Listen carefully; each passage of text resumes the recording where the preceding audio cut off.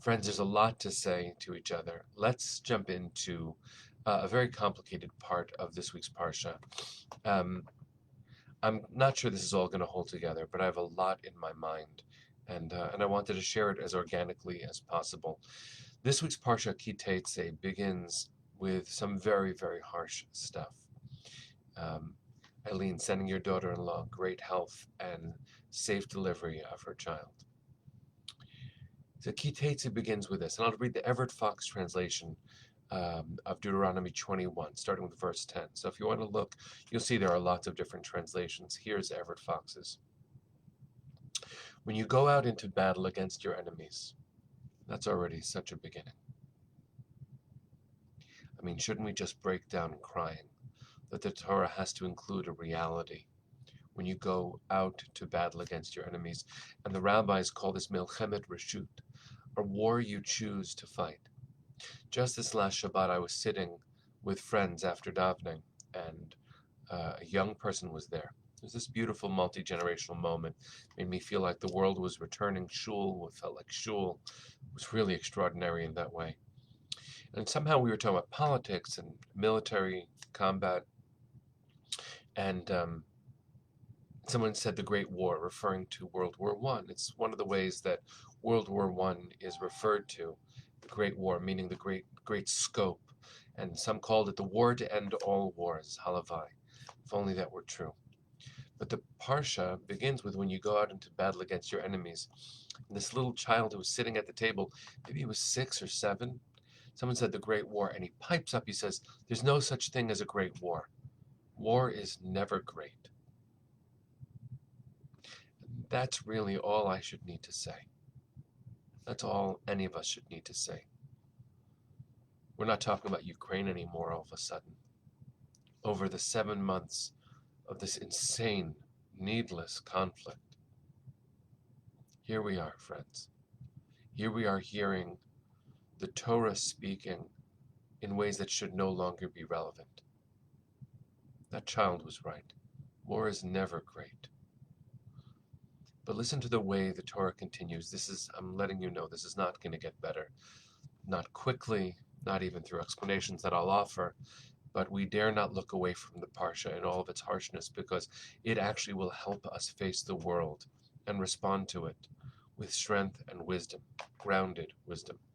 When you go out to battle against your enemies, and Adonai your God gives him into your hand, when God allows you to defeat another. Now, if it was a milchemet chovah, a war of obligation, meaning self-defense, even proactive self-defense, as complicated as that might be, this is when God fights with you. And if we ever have to defend ourselves, please God, stand with us. But if I hear that in advance and I say, when I choose to fight, God supports my choice to go to war. Nebuch. Oi. More. And you take captives in war.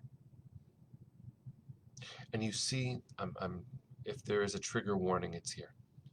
And you see among the captives a woman who is beautiful, Eshet Yifat Toar, and you desire her. So this text is speaking to male soldiers.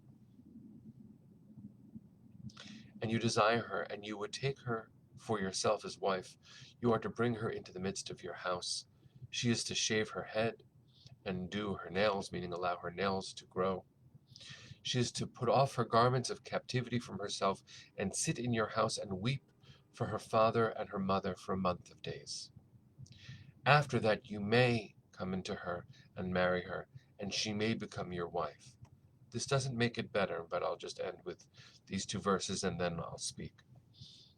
Now it shall be, if you are not pleased with her, you must set her free with all of her person.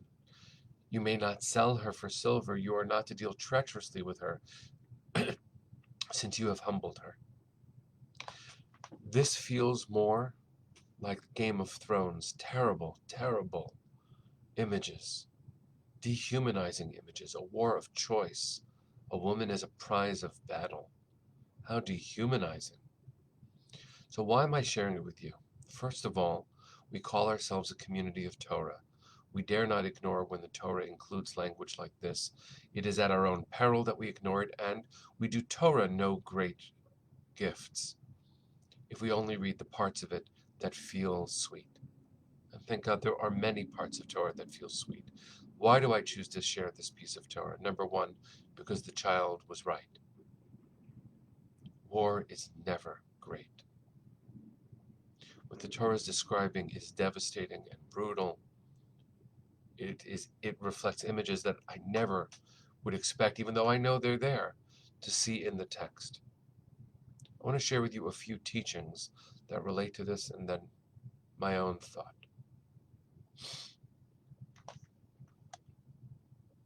First of all, when the text says that you are to bring her into your home for a month, and she is to grieve her mother and her father, I want to tell you a devastating comment that I read. It's in the Talmud. Grieving for her father, of course, these gender associations are very problematic. It's for this time and another time. Grieving her father, the text says, is grieving for the Kadosh Baruch Hu, for the Holy One of Blessing. And grieving for her mother is Knesset Yisrael, the Jewish people. I want to lift those comments up and use them as a pivot in my own thinking about these texts. And then share something extraordinary that happened just yesterday on the streets of New York City. The grief that it must cause God is the grief that it must cause us to read this text and to know that these images are too true in our world. The ancient world, when the Torah was written, was one where war happened all the time, and tribes fought tribes, and women were claimed. The reason why Game of Thrones is so compelling a story is because it actually tells, in a mythical dimension, human history, barbarism, dehumanization. But if you think that that is ancient, look at stories in Ukraine, look at stories in the Congo, look at so much of the human rights work that American Jewish World Service and other important organizations do to rehumanize us, to remind us that the degradations of this world are real. Look at films from the Shoah. The challenge of this parsha is that we are in the position of power, according to this paragraph. If you choose to go to war and you see a person you want, you may take them. But then the text does something that doesn't redeem it entirely, but gives us pause, provokes us in the midst of what could be seen as hypermasculinity, as a toxic use of power. That person that you claim must be in your space, and the text, the Midrash, suggests that they need to be in your home, where you will encounter them, and they must grieve, wailing for their parents, and again, according to the Midrash, grieving for God's loss. And we as people, Knesset Yisrael, the Jewish people, must be in grief too. Look at how far we can fall. To think that power we wish we didn't need could be used in such an abusive way, and we could call that holy. War is never great. I want to reflect on one specific part here. I want to reflect one part here. In the Torah's, Risa, you said it right, my rabbi, my teacher. I'm just going to read Risa's comment out loud. Is it my imagination, or is there some humanity there that the man who, quote, took her is to give her time to grieve so she possibly can become a good wife to him? It is horrible and animalistic, but then we are commanded to put some humanity in this disgusting situation. Yes, Risa, yes. It doesn't make it less disgusting a situation, and we should not see the text as the goal. We should see the text as a response to degradation and horrific treatment of people. It's one step higher than animalism, but that doesn't mean it is a high step we should aim for. If we can be human in the terrible situation of war, we should absolutely be able to be human between these moments that are, quote, more normal. Let me focus for just one moment, which is not going to answer all of this. I'm not going to answer all of this. I'm sharing it with you because it is urgent. It's disgusting. It's in our people's heart, our Torah. War is in our world. And the Kadosh Baruch Hu, the Holy One of Blessing, is waiting for our response. So yesterday, I was in Greenwich Village with my children, and it was a beautiful arts fair, something that's happened for 92 years, an outdoor sidewalk art exhibit. I can only imagine I was a few blocks from where my beloved great-uncle, Ralph Dubin, lived. He was an artist who lived in the Westbeth Artist Gallery on Bethune Street. I wonder if he ever displayed his art there.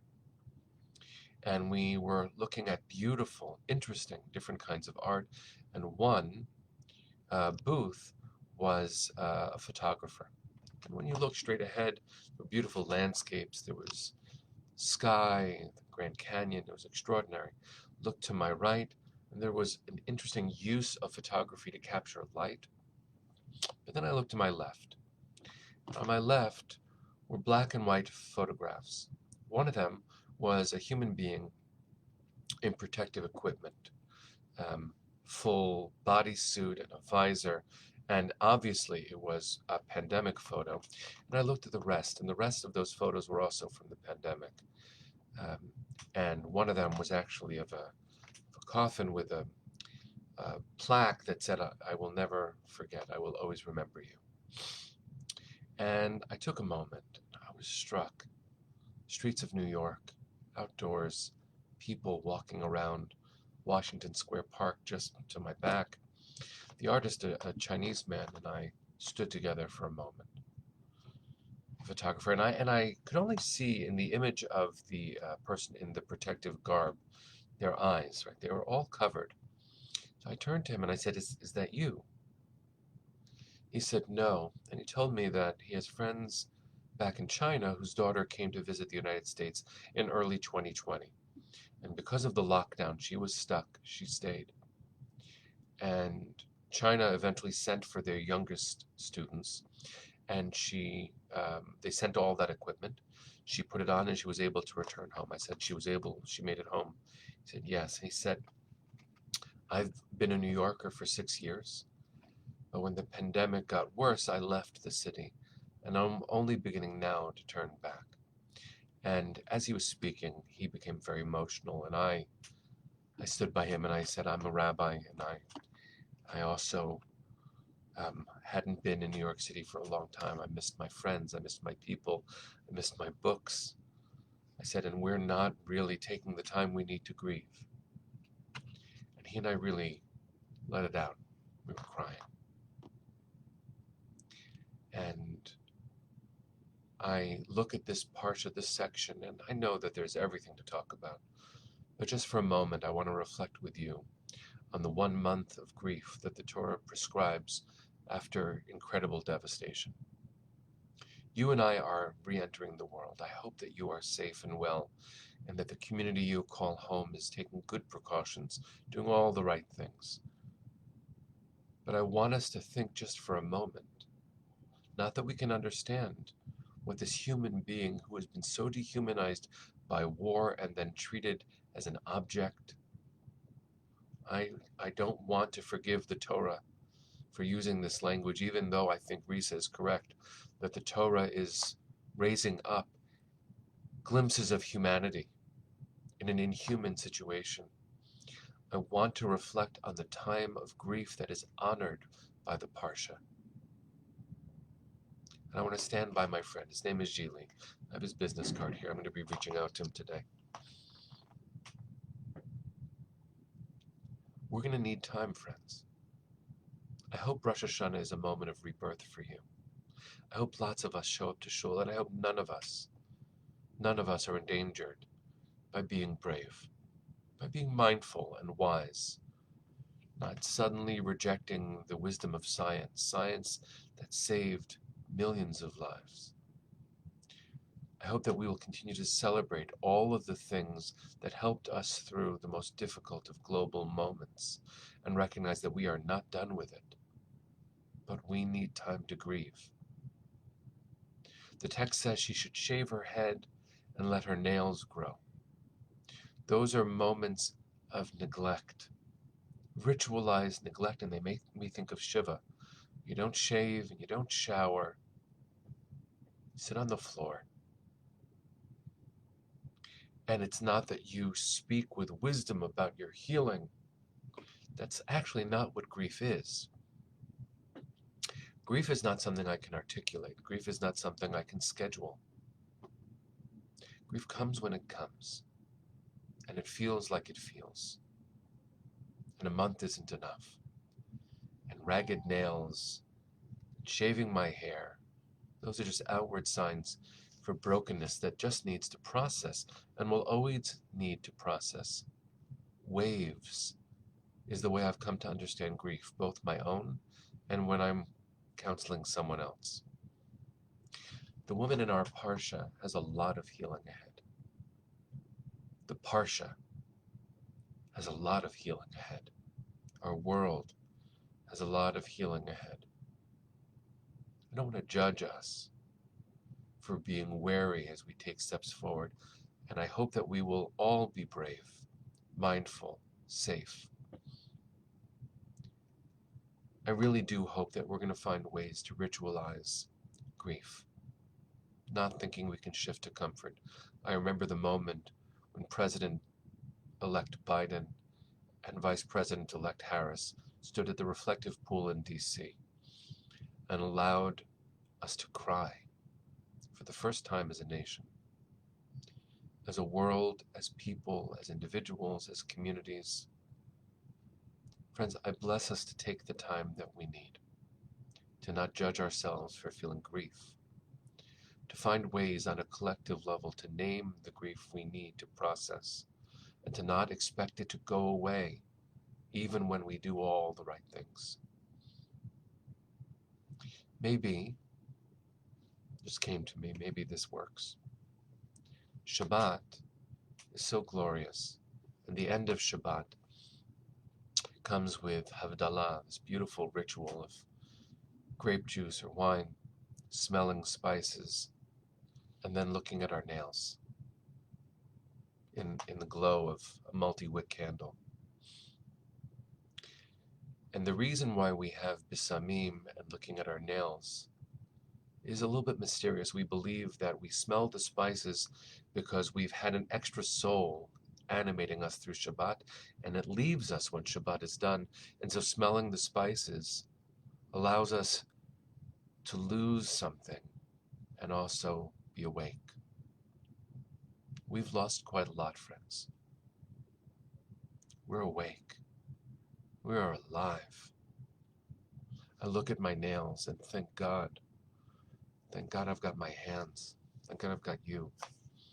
Thank God I'm back here and you are where you are. And we have done our best throughout this very trying time. We're going to continue doing our best. I know at UJA we are doing enormous work to support people's mental health, to work on healing on a collective level, to work on synagogue and community infrastructures, to do our best to support the clergy that have done so much to support all of us. I know this is a longer broadcast than usual, but I hope that we are together in it. I hope the work ahead finds you hopeful and connected. And when you are in need, I hope you won't judge yourself for feeling that need. I hope that you'll be kind to yourself and say, oh, I'm grieving. This has been a lot. And then I hope you'll be sensitive to other people who feel the same thing. This should be a blessed year, friends. It's the month of Elul that we are in, a month of rebuilding relationships and ramping up our hope so that the world can truly be reborn this coming Rosh Hashanah. We certainly need it.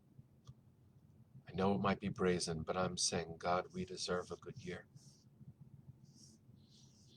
So to our friends who have been through so much, meaning you and me, and everybody else, let's find moments to stand together, look at photographs that remind us of what just was and what still is, and to know that the Torah allows us both a landing which can be soft and sometimes a goad, a push to deal with the world as it is, as complicated as it often is.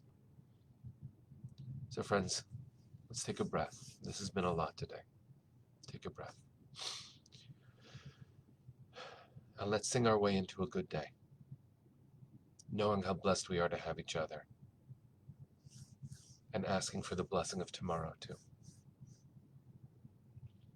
Ya la la la la, diddy ya la la la, diddy ya la la la la, ay ay la la la, ay la la la la, diddy ya la la la, diddy ya la la la la, ay ay la la la. Bless you all, friends. Have a gentle day. See you tomorrow.